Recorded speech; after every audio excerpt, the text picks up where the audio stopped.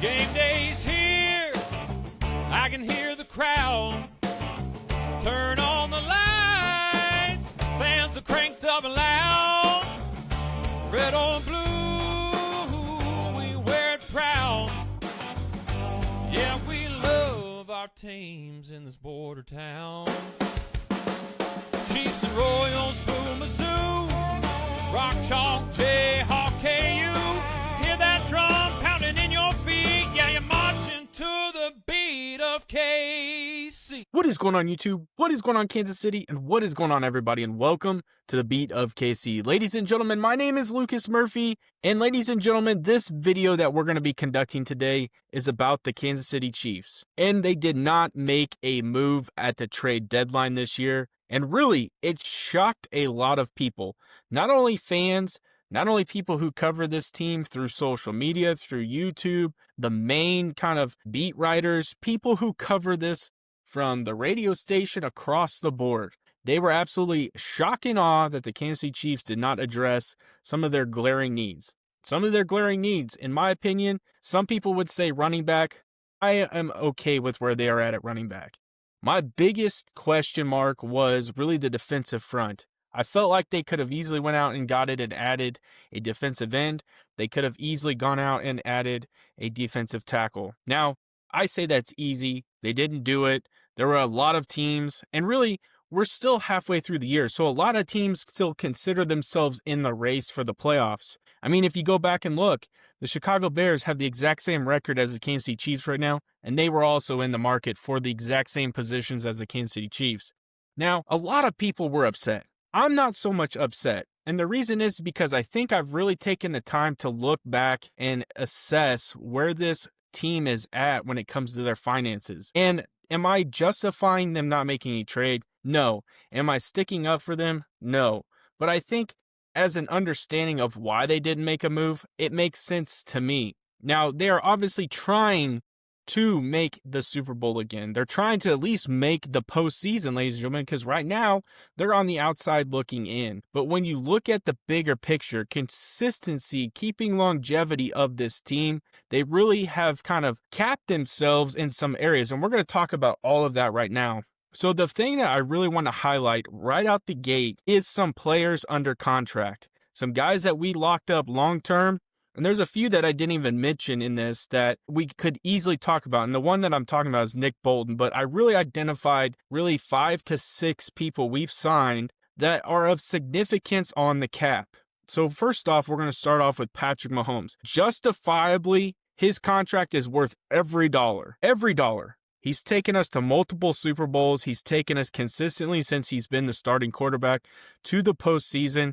This is justified. There's absolutely no question on why he was signed to the deal he was. He signed a 10-year extension in 2020 that keeps him under contract through 2031. It's reported to be worth $450 million according to Spotrac.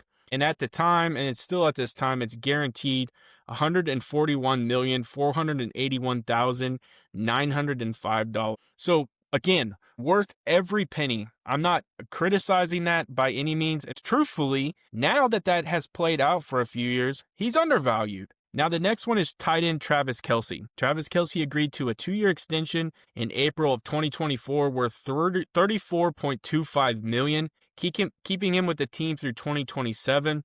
Now, again, another player to me, it's justified.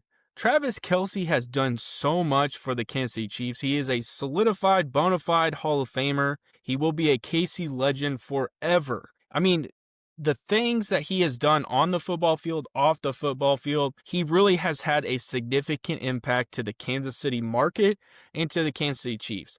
I think that's extremely justified. Reed Humphrey signed a 4-year extension in August of 2024 for $72 million with approximately $51 million guaranteed. It was like right at 50 and a half. So I just rounded up to $51 million guaranteed, making him the highest paid center at the time in the NFL. Now, the next one is Trey Smith, who signed this last year, well, really this year in July of 2025, a 4-year, $94 million contract extension, which includes $70 million guaranteed, making him the highest paid guard in league history. Now, a lot of people are questioning, did you need to do that? Now that he's kind of played through this season, he's had to sit out a little bit. He didn't play the entire Raiders game. He had to sit out, I believe, against the Washington Commanders, made his return against the Buffalo Bills, but we were seeing decent play from a Mike Caliendo. Now, is it justified? Ladies and gentlemen, we saw what happened in the Super Bowl against the Eagles. Granted, Trey Smith was a part of that unit that was absolutely obliterated by a consistent pass rush from the Eagles. But you're trying to protect your franchise quarterback who is taking you to multiple Super Bowls and will continue to take you to multiple Super Bowls in the future.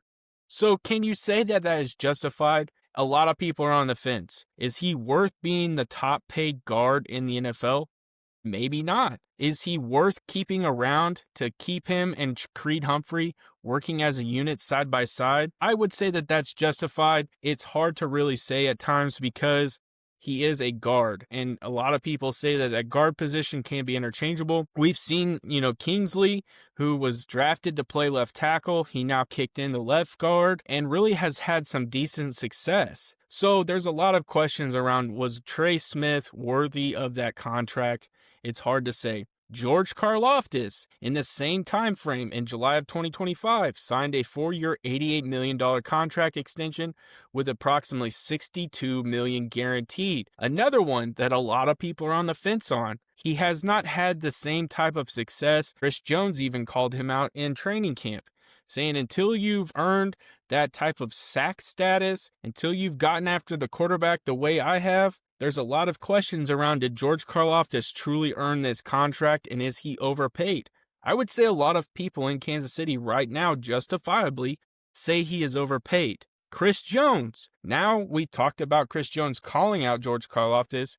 Chris Jones, who does receive a lot of double teams, we've even seen triple teams at times. He recently signed a long-term deal in 2024, a 5-year, $158 million contract, an average of $31,750,000 with a signing bonus of $30 million.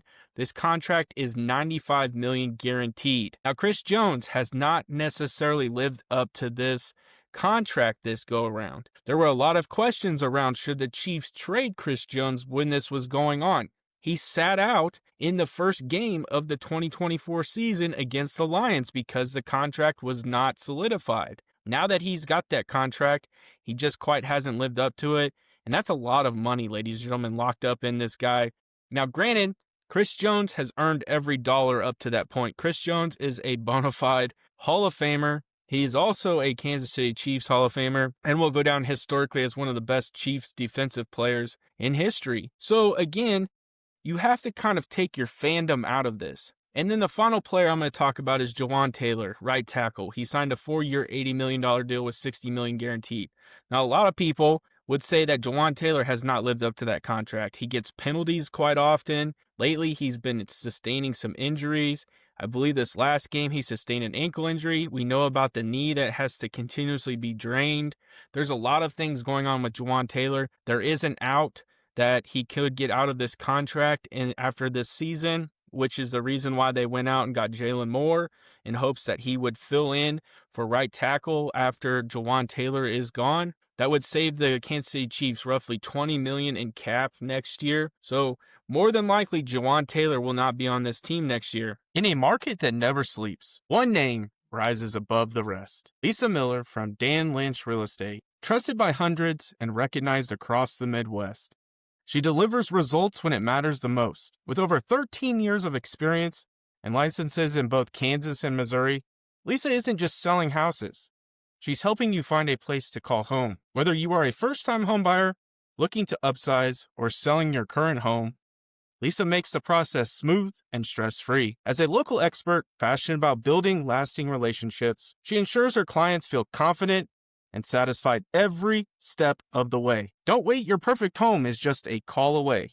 Contact Lisa today at 913-5246 or 913-000. Or visit LisaMillerSellsKC.com. Let Lisa Miller at Lynch Real Estate help you start your next exciting chapter. And let her know the Beat of KC, Lucas Murphy, sent you her way. Now, all those players that I listed roughly make up $123,895,881 of your entire cap. You're talking about 1, 2, 3, 4, 5, 6, 7 players. And again, we didn't even mention Nick Bolton. So you're really talking a significant chunk of your salary cap. Now, ladies and gentlemen, when you look at this, the reason why the Kansas City Chiefs did not make a trade, in my opinion, is because they have all this money locked up. They're limited on cap, how much flexibility there is. And a lot of people will tell you the salary cap is funny money. You can manipulate it. You can do things. You can do all kinds of justification for changing things. Whether that's true or not, there is a lot of money locked up into the salary cap. And you're talking about players going out and getting potential defensive ends, potential defensive tackles, some of the guys that people wanted. Now, granted, a guy like Calais Campbell is not going to break the salary cap. You know, there's guys out there like Bradley Chubb, who probably is not, at this point in his career, is not going to break the salary cap, ladies and gentlemen. So, is it justified to go make a trade for somebody like that? Yes. But then you're talking about a guy like Breece Hall on the opposing side, adding a running back. A lot of people at the very end were really pushing hard for Breece Hall. I think there was a chance Breece Hall was coming here. The Jets just did not want to sway off of their request for a third-round pick. And it's understandable. They literally went out and fleeced the Cowboys and got a ton. You know, they traded one of their premier cornerbacks, in all of the NFL, in Sauce Gardner, to the Colts, and were able to just load up on draft capital. So they really were able to stock up and really prepare for the future. Where I'm going with this is the Kansas City Chiefs are trying to create longevity. They have committed a lot of money to their players that have been with them through this stretch run. And we've listed a ton of them. Most of those guys have been on multiple Super Bowl runs, have won multiple Super Bowls.